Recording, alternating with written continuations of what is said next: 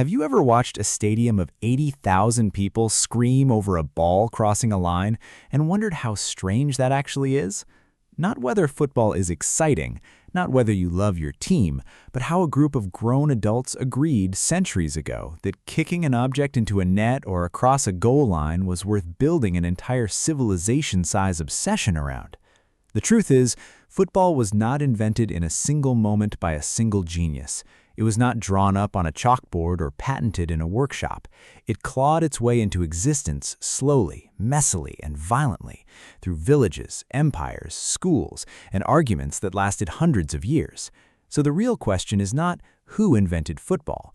The better question is, what kind of game were humans always going to invent? Let's start in ancient China. Over 2,000 years ago, soldiers in the Han Dynasty played a game called Cuju, which translates roughly to kickball. Players used their feet to drive a leather ball stuffed with feathers and hair through a small opening in a net strung between two poles. It was used for military training. Soldiers needed agility, teamwork, and stamina, and Cuju gave commanders a way to test all three without sending anyone to an actual battlefield. The game was not just sport. It was strategy, fitness, and discipline disguised as entertainment. In a sense, the very first football was not played for fun. It was played for war. Now travel west to ancient Greece and Rome.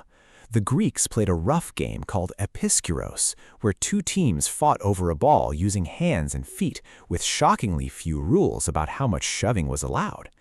The Romans adapted it into harpastum, a brutal contest played on a rectangular field where the goal was simply to keep possession of the ball through sheer force. There were no referees blowing whistles for fouls. There was barely a concept of fouls. If Cuju was disciplined and strategic, harpastum was chaos with a ball in the middle of it. Rome's soldiers carried the game with them as they conquered Europe, and historians believe it planted early seeds of ball games that would later spread across Britain. Speaking of Britain, this is where football truly began to take its modern shape, though shape is a generous word for what was happening. In medieval England, entire villages played something called mob football. There were no teams in the way we understand them today.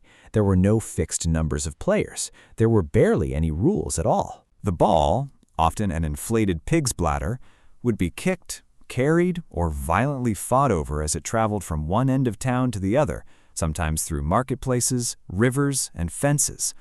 Goals could be miles apart. Matches could last all day. Injuries were common, and so was property damage. Kings were not thrilled. In the 1300s, King Edward II banned football in London because it was causing riots in the streets. Future kings tried banning it again and again, worried it distracted men from archery practice, which the country actually needed for war. Football, even in its messiest form, was already powerful enough to make royalty nervous. For centuries, football stayed wild and regional. Nearly every town had its own version, with its own rules, its own rivalries, and its own chaos. Then, in the 1800s, something changed. English public schools began playing organized versions of football as part of student life, but each school had invented its own rules independently. Some allowed players to carry the ball, some did not. Some allowed tripping opponents, some banned it entirely. By the mid-1800s, students who grew up playing football at different schools could not agree on how to play together once they reached university. Imagine showing up to a match only to discover the other team thinks picking up the ball and running with it is completely normal. That confusion is exactly what happened, again and again, until somebody decided enough was enough. In 1863, representatives from several London clubs and schools met in a tavern to settle the argument once and for all. They debated for hours. The biggest disagreement was simple. Should players be allowed to carry the ball, or should it be feet only? One side wanted a fast, flowing game built entirely around the feet. The other wanted a rougher game built around running, tackling, and carrying. They could not agree, so they split. The kicking-only group formed the Football Association, creating the rules that would eventually become what most of the world calls football or soccer. The carrying group walked away to develop their own sport entirely, which would eventually evolve into rugby. From a single argument in a single tavern, two of the most popular sports on Earth were born. Football, as we now recognize it, finally had a rule book. 11 players per team, a ball moved primarily by foot, no carrying, no tripping, no chaos in the streets. It was structured, fair, and most importantly, repeatable. Different towns could now play the exact same game with the exact same rules and trust that everyone understood what was happening. That single shift, standardization, is what allowed football to spread. Sailors, merchants, and soldiers carried the new rules to ports and colonies across the world.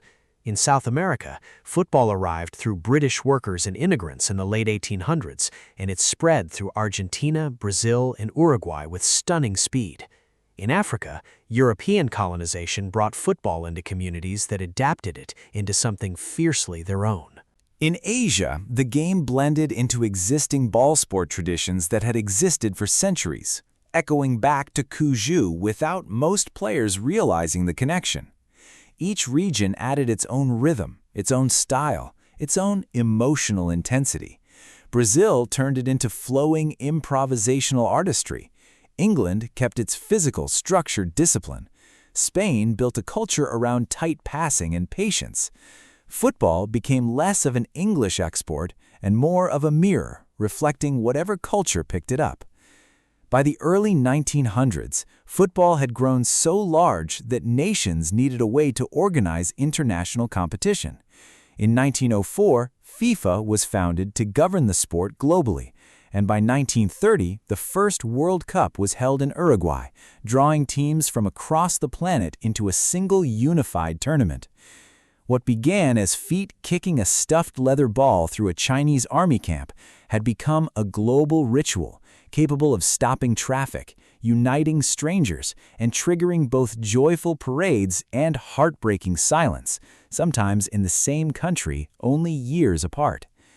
Here's the strange part. No single person invented football. No blueprint exists. No patent, no founder, no eureka moment. It was built by soldiers needing discipline, villagers needing chaos, students needing compromise, and nations needing connection. It evolved the way language evolves, the way trade routes evolve, shaped by thousands of hands across thousands of years, each one adding a small piece without knowing what the final shape would become. Maybe that is the real story behind football. It was never really about the ball. It was about humans needing a shared reason to move together, compete together, and occasionally yell at each other over something that, in the end, is just air inside leather. And maybe that is exactly why it never stopped spreading.